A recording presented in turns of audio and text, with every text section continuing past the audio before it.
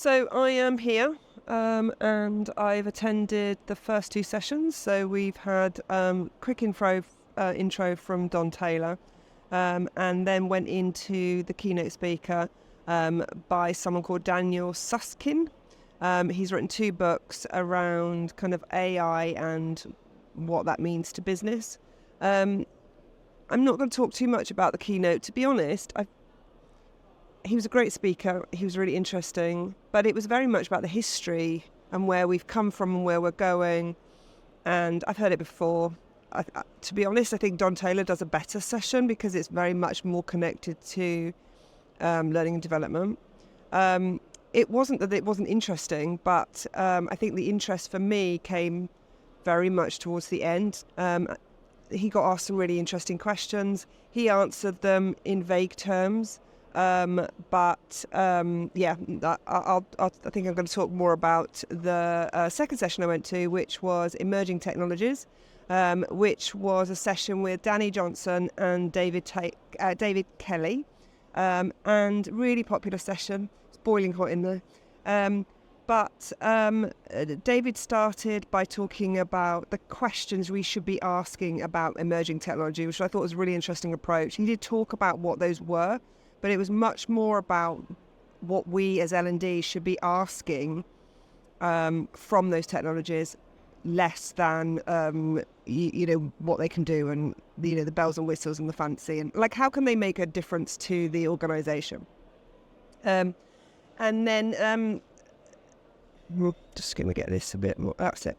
And then Danny Johnson was looking at the research, which was really interesting. So this is research around what suppliers are doing and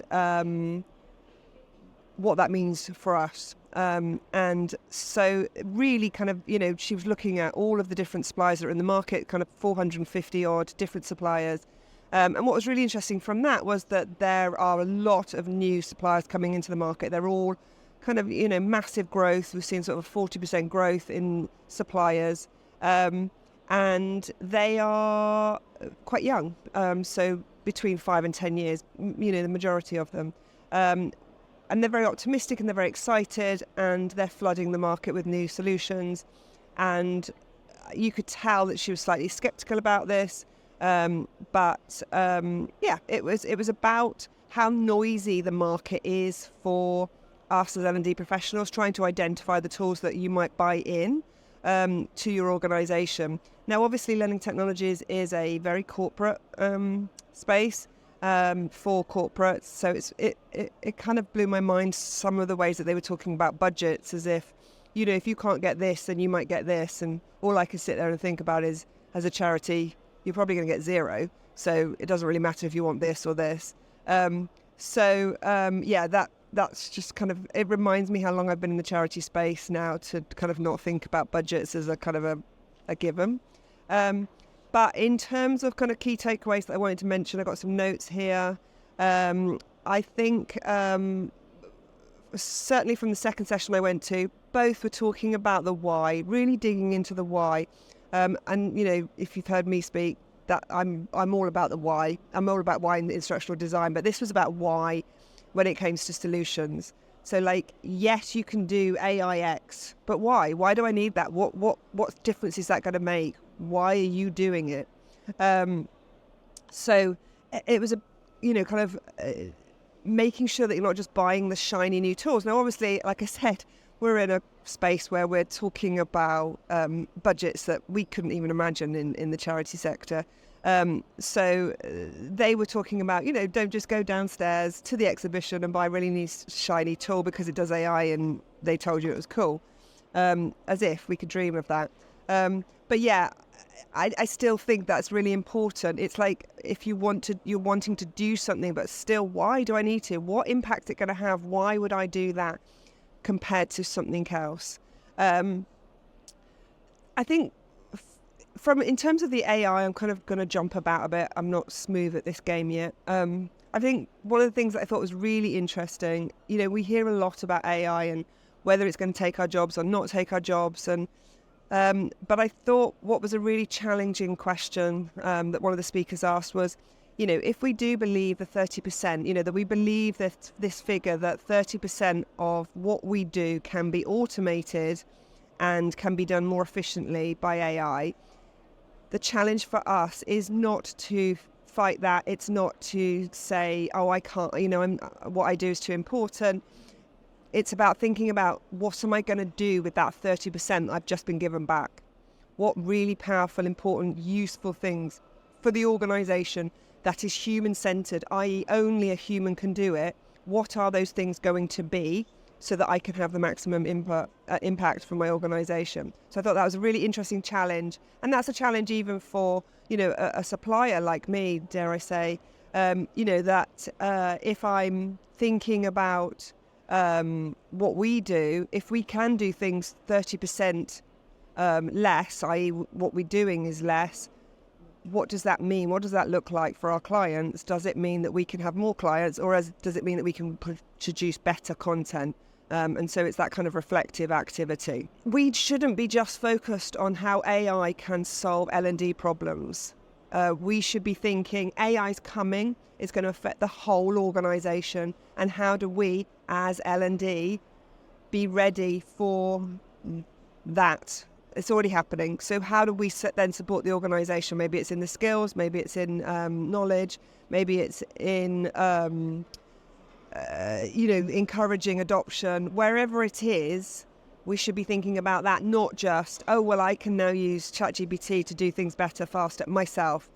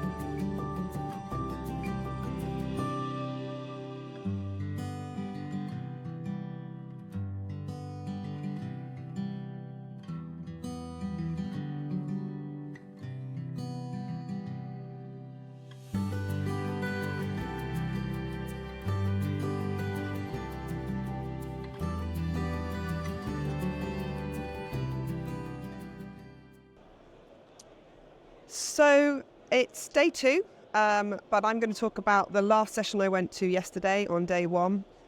It was titled Learning Design, so obviously it was one particularly good for me. The speakers were Julie Dirksen, who most of you will know from the books that she's written, How People Learn and Talk to the Elephant, which is a new one. We also had Cami Bean, who has written the book The Accidental Instructional Designer, and we had Jane Bosnar from the Learning Guild.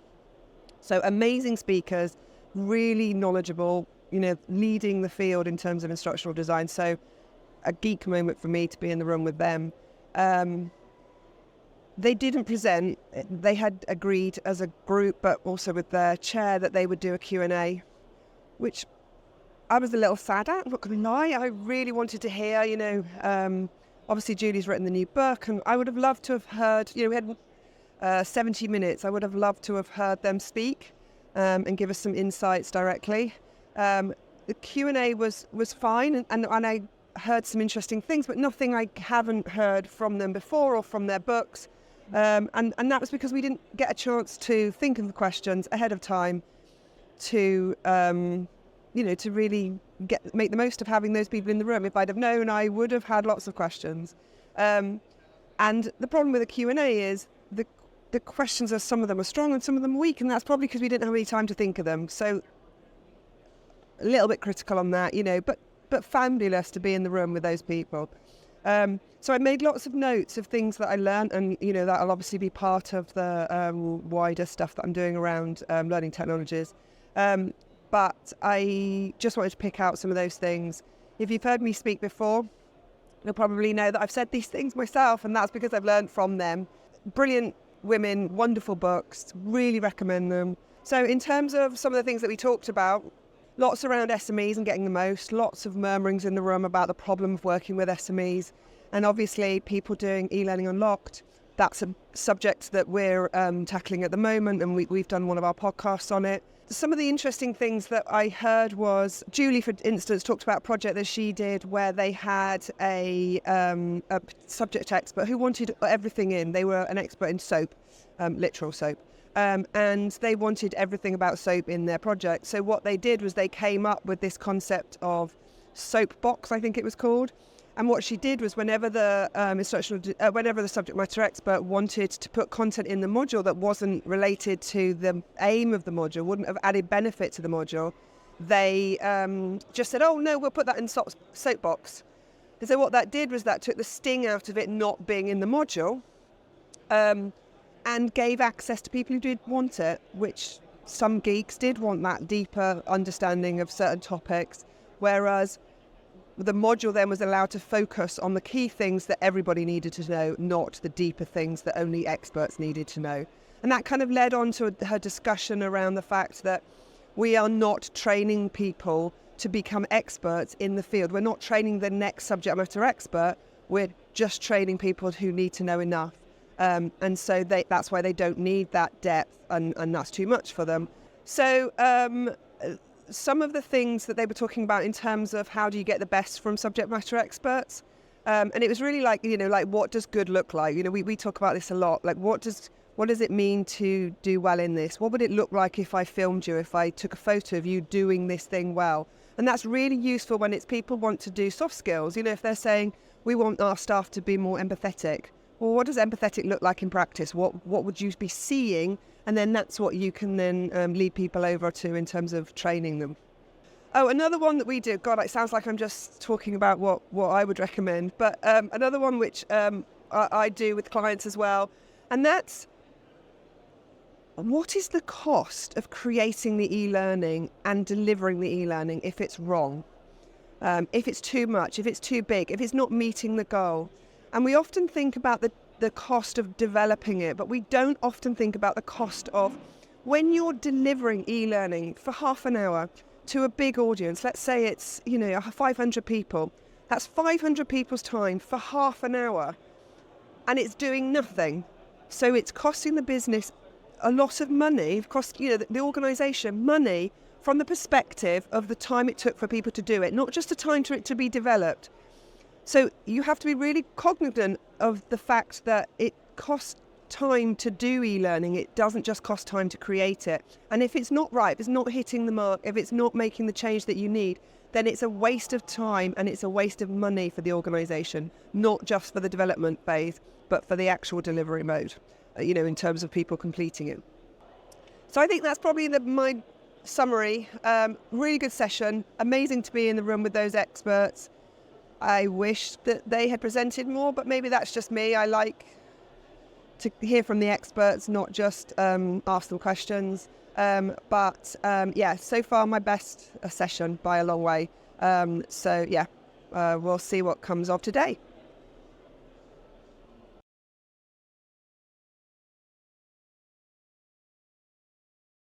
Just had a session in the bite-sized zone.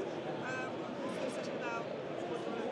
So, yeah, my session was mostly about golf, actually. So, I got a golf club here. So, anyone who plays any sport or plays an instrument or has ever had to get better at any job knows that it takes time to develop a skill. And so what we were doing was, I'm glad I caught that, was looking at the parallels between sports skills development and developing management capability. Because what often happens in L&D is we look for like the quick solution, like how do I do this thing right now? And there's a place for that. MindTools, who we work for, has created an entire business around here's quick solutions to the thing that you face right now. But sometimes it's not enough just to follow a guide or or look at the top tips. Sometimes you actually do need to get better at stuff, particularly the hard stuff. You need to develop that capability over time, just like learning how to play golf. And so what I did was I brought Ross up onto the stage, and you had a good go. I overwhelmed him with instructions. I gave him 20 things to think about while swinging a golf club, and that's obviously too much, all at one time. So a better approach, and this is what we're working on now at MindTools, is longer-term skills development of layering skills over time. So we'll introduce one technique, practice that for a week, you commit to having a go, you reflect on how it went, and then we introduce a second technique that layers on top of that, and then a third, and then a fourth. So trying to build capability in a way that you actually do become better at something, you eventually become proficient at something, and it's not just an app doing it for you. An app doing it for you has its place, but there's still the problem with the tech response is, at a certain point, the fleshy human part needs to be able to do something, and that's really where the difficult bit is. So that's what we're working on. How did that feel to be put under that kind of level of pressure in front of this entire audience when it comes to golf? Well, I did not play golf. It did not go that well. I think I hit the ball into the stand behind us. But yeah, this is actually my first time at learning technologies. I've been in this industry for 10 years now. I've always conveniently been on holiday or somewhere overseas when this has been going on. So it's great to finally be here. I think this is something people say a lot about conferences, but it's the kind of conversations that happen around the edge of the sessions. Apart from Ross's session, of course, which was absolutely instrumental, and wouldn't have missed it. Yeah, more or less. I would say it's more or less what I expected. I think you sort of, you hear that. I think especially this year, there's been so much buzz around AI, and I think that is definitely a dominant theme. Do you think? You don't think so? I do. You two are generating that interest in AI. AI.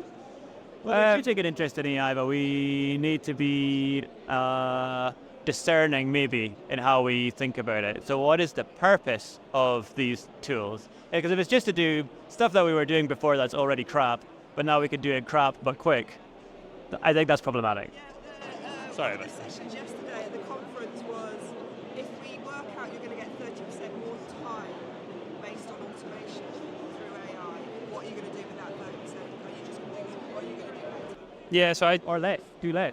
Or maybe it'll work less. Well, do less, I think. Yeah. Yeah, maybe I could actually become proficient at golf. I think that is one of the things that you hear is that, it's not focusing on creating content. It is creating content, but the goal of that is to give yourself more time to focus on, measuring learning impact. And I think that sounds great in theory. I'm just skeptical that we wouldn't just create more learning content. Yeah, but also, it's not the... So you just said the goal is to create more content. The goal actually is for people to get better at the jobs that they're doing. And part of that might be giving them useful content. But the goal itself is not the creation of content. I don't think I said that the goal was the creation of content. I think... this is how it always goes. It's into an argument. No, I think what I was saying is that the goal is to free people up. So by using these tools, you can be freed up to spend more time thinking more strategically, maybe investing in measurement and thinking about learning impact, because you're not sort of doing the day-to-day content creation that now these tools can enable. And I just think that sounds great in theory, but I think that the sort of temptation will be, well, we can just create more and more content. And actually, because the measurement bit is hard, it's just going to be easier to create more and more content. I think I'm sort of skeptical about how it's actually going to work out when the rubber hits the road. Yeah, it would be better to make... I can hold it myself. It would be better to make less content. I think that's actually it. So you want to spend so you don't have to now go away and spend 4 weeks or whatever it is making the thing that you were going to make. You can make it super fast. So you can have an idea, you can make some content super fast, and then if it doesn't work, you don't then need to double down and keep doing that for the next 2 years. You could make less content, but do something else and see if that works. Or just... Yeah, exactly. Yeah. Talking of which, have you been to the Articulate stand and seen the new AI tool that they've got? Not yet. Should we run there now? You need to chuck up 3 documents and you'll create your rise course. Alright. I'm interested to see. That is interesting. I just like the other thing. Yeah? Yeah. Yeah. Including AI video. Oh. It'd be fascinating to see what that does. We shall go and be discerning. I've already said some spicy things about talking head AI videos, so I don't know if I should say anything else. I'm back home, and I'm going to just kind of finish off some of the sessions I wanted to review and talk about.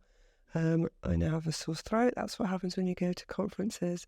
And the lighting's not great here, but I'm renovating, and this is the cleanest bit of the house. So yeah, you get me as you get me. Okay, so I wanted to talk about the learning impact session that I went to.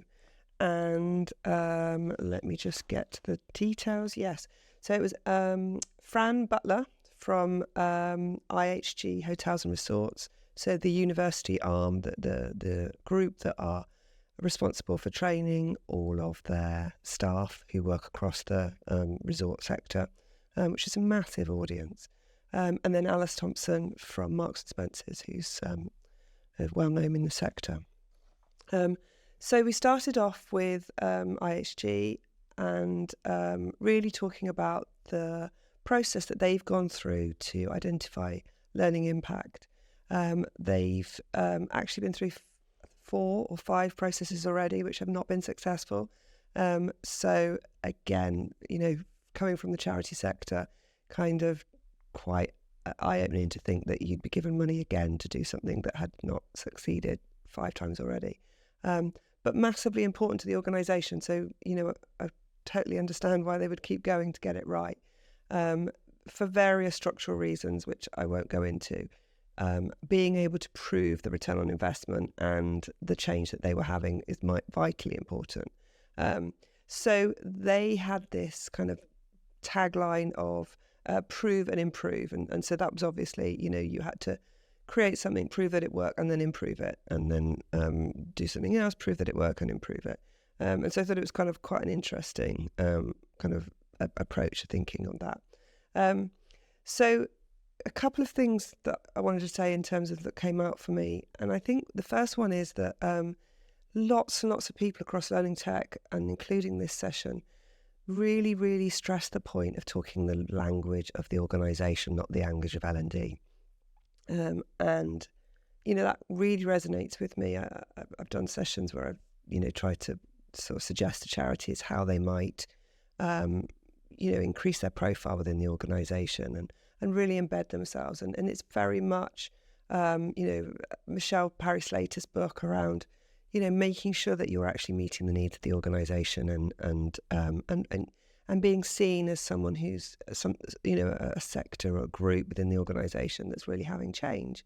And so, this idea that you don't come in and talk about blended and AI and all of that. You just say, what's your problem? What can we help you with? What do you need to do? What are your matrix that we need to be addressing, rather than, I can do X and it's some L&D speak. So I thought I picked up on that a few times, obviously, because it resonates very much with me. So in terms of, I won't go into the details of what they'd done. It was very interesting, but it was really like, identify when the change hasn't happened that isn't relating to the training. I thought that was really interesting. And never hear people talk about that. We hear about, bridging the gap between the goal and the the place you are now and the goal you want to be.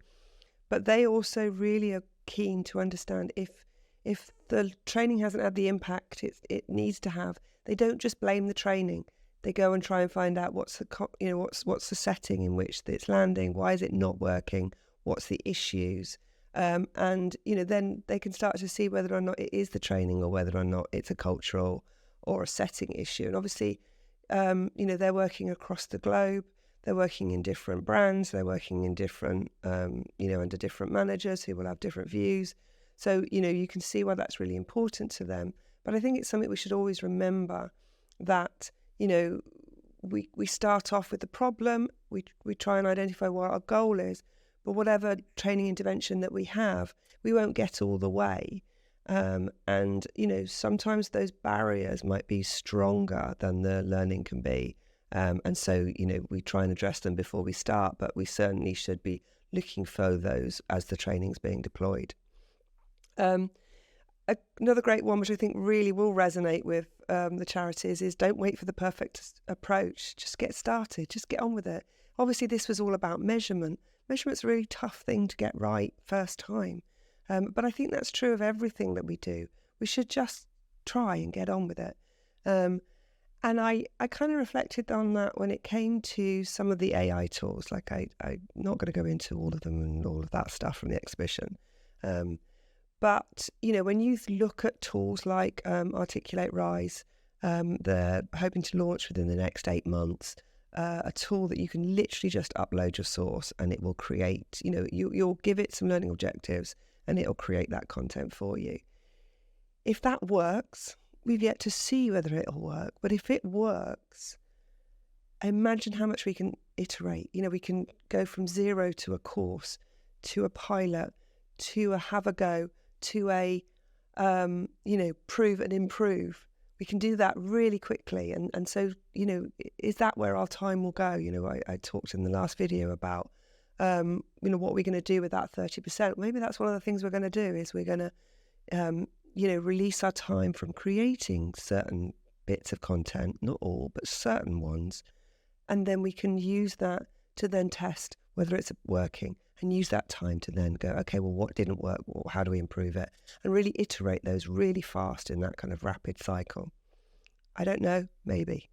They also had things like don't do assessment across everything. They don't assess everything. I thought that was quite an honest answer to an organisation who was standing on a stage and saying, this is what we've done and we've done it really well and we've been successful. So, they were saying what they do is that they measure everything, but they don't look at everything. They focus their time and effort on the things that really matter. And shockingly, I thought it was surprising. One of the things that they do measure and they do think is important is that is completion rates. We talk about never looking at completion rates. But what they were saying was, how do we know if anything's landing if they're not even completing it? It is an important feature. It's not something we should say, everyone's completed, tick, we've done it. What they were saying was that's a good starting point for measuring, because if no one's doing it or no one's done it, then at least we know that it's not landing. It wasn't just the be all and end all, but it also hadn't been thrown out. They were still looking at completion rates. What else did I want to say that they talked about? Oh yeah, so obviously a lot of what they were doing was about change. It was about, are we seeing the change that we need to see? Are we seeing improvements? So the obvious question was, well, what does improvement look like? How do you know? Obviously it's revenue for individual hotels. But the key thing that they were doing was through customer data, through customer service data. So they were designing those customer service feedback forms to then be able to connect to whether the learning had supported that, or maybe the learning was connected to whether or not the survey, but either way, that was where they were collecting their data. It wasn't that was sort of the number one source, rather than, maybe manager feedback or test scores or anything like that. It was, fundamentally, is the customer getting the service that they want? So then we went on to Alice, obviously, from Marks and Spencer's. And she was talking about the return on, so kind of measuring impact, but very much from that design side. And a lot of what she was saying was, kind of similar to kind of action mapping. And I was really interested because she didn't use that term. She used lots of other terms. So it's really given me a kind of a buzz to go and research the other terms so that I can look at the same thing that I do, but from a different angle. One of them was the ladder of abstraction, which Danny Seals talks about in his book. That was really interesting. And so that's really about this idea that during your discovery phase, so in our world we'd call that the kickoff meeting, that you would go, you ask questions until you go higher and higher and higher up the ladder, and then you start to drill down on the details of each of those. And that's something that we naturally do within the kickoff meeting. I didn't have a name for it, so I'm really interested to dig down into that more and see if we can do better, even better, at those things. I think the other thing that was that Alice was talking about was this idea of when a subject matter expert comes to you and they want something and it's probably not necessarily the right thing, or they're asking for training where training isn't the right answer, or, whatever the question is that we all know that subject matter experts or stakeholders come with. She uses the technique of yes and really this is around this idea that you shouldn't just say no, that you should say yeah I can do that, and we could do it this way, as in not the way that you potentially are thinking we should do. If you've seen my action mapping video from the session I did, that's very similar to the kind of approach I say in terms of, you need to keep your subject matters on board and not just blanketly tell them they're wrong. But on the other hand, you need to gently navigate them, or not so gently navigate them sometimes, into this idea that what they're asking for isn't necessarily the right answer. So they might ask for a data protection course, but what you need to do is actually, improve reporting around data protection, for instance. So what you give them is an answer to their problem, not just the blanket, here's an e-learning course on data protection. And so that's very much what she was talking about. And she used a different analogy that I had never thought about before. So again, really useful, which was this idea of strategic versus tactical. And so tactical is when you just do the thing that they need. And you obviously turn it into, the best it can be. But is this a short-term, response? You're just doing the things that need to do. Whereas obviously strategic is when you're trying to actually make great change within the organisation, or, help boost productivity, or, meet particular goals. So you've got this idea that, a lot of what you're doing is strategic, but some of it has to be tactical in terms of staying as the face of a group, learning and development as a group who are, responding to need and not just saying no. Not like IT support, but, that kind of, we can help, but we'll just do it this way, maybe. And so I think one of the things that I took away from that was this learning when to say no, but you must choose, but you must choose wisely. She used that quote from Indiana Jones. So you must choose, but you must choose wisely. So that's how you kind of reflect on what you're going to do that's tactical over strategic. So you are going to have to choose, but you have a real responsibility when making that choice to choose wisely. Lots of really interesting things. She was a great speaker, as they all were. I think that the audience got a lot from it. I thought that was great. And then the other one I wanted to talk about was I went to an exhibition talk. So I went to a session on data analysis, which was a game, not at all what I was expecting, but it was very good. But then I kind of rushed out and headed down to the exhibition hall to hear a talk by Dickie and Rebecca Easton. I think I hope I say that right. She's from Southwestern Railway, and Ross Dickie's from MindTools. And they were talking about how to design a leadership program with measurement at its core. This session was really about what the impact that data that they collected had on this program, and had a massive impact. And so really it was about this idea that they had done their usual instructional design activities. They had worked with the organisation to understand what their need was. They'd come up with some goals based on that, kind of very similar to the approach that we would be using. But then they had carried out some learner interviews, quite a lot of learner interviews, and run a focus group and done some really, clever stuff with the results of that in terms of analysing keywords, when they were said, how often they were said, that kind of thing. And really identified at the end that those assumptions, that the core aims that they'd come up with were not the right core aims. That wasn't what was going to make the biggest change for this group of learners who were managers, middle managers. And so they completely redesigned the program, or no, they redesigned their aims and then designed the program, and they saw a huge improvement. And I think the really interesting thing was that the whole issue that they were talking about in terms of the issues that they were facing at Southwestern was change fatigue, disengagement with the organisation. And so the program that they created was very much focused on well-being as well as learning. And so they saw a huge improvement in terms of when they redid studies around the personal well-being of their delegates, but also really created a buzz, really exciting buzz about the program and then the next cohort. And, people signing up for the cohort just on the back of what they'd witnessed from what people were saying, what they were doing, how they were feeling, who had attended that. And so that's exactly what you want. You want a management program, don't you? That people come back different, come back energized, and people notice that and they're already asking, okay, I want some of that.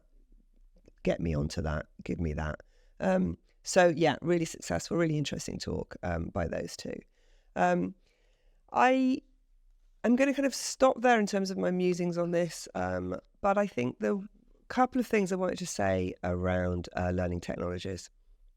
I think it's a really great conference. It clearly is. People have been going for years and years. They absolutely love it. I think it's very strategic in terms of the types of sessions that it runs. And I think for a doer like myself, it possibly wasn't the right conference for me. I find the sessions very long. I feel like they all ran over slightly, but they also seemed to lose momentum. They were 70 minutes long. I would have much preferred shorter breaks and half that time. So, maximum 45 minutes. I think there's a lot you can do in that time. I think 70 minutes was a long time. I just think people ran out of steam a little bit in the sessions. I think some of the sessions that were 2, I think could have been 1, and then given people more choice to move around. But that is my personal opinion.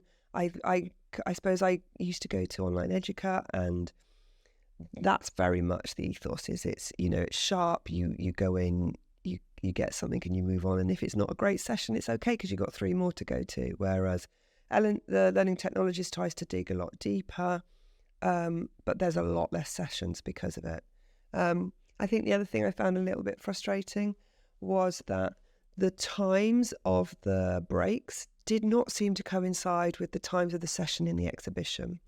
So to go to an exhibition session, you had to cut out of a conference session. Well, you've paid a lot of money for the conference session, so I found that a little bit disjointed and a bit difficult.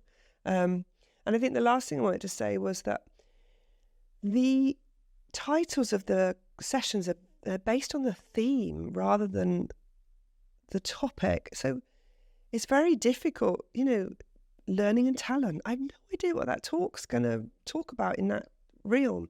So again, for me, I love themes, but themes with titles so that I can make an assessment on whether or not the learning and talent session is the best one for me to go to over the compliance session. So yes, clearly I am a one-time attendee and people absolutely love it. But that's just my personal reflection in terms of my experience. I personally, much shorter sessions, much more choice. Love the theming, but give us titles and allow us to follow the theme more easily throughout if there'd been a kind of content one, which I know isn't appropriate for this, but if there had, I would have just said, right, I'm going to go to all the content ones because that's my bag. Just some musings, probably get in trouble, but just some musings on that one. So overall, I did really enjoy it. I think though in future I'm going to stick to the exhibition because I feel like that's where the topics I want to hear about and talk about and see are happening, and they're happening at pace, with energy, and I think that's where I'll be. But it hasn't put me off going again.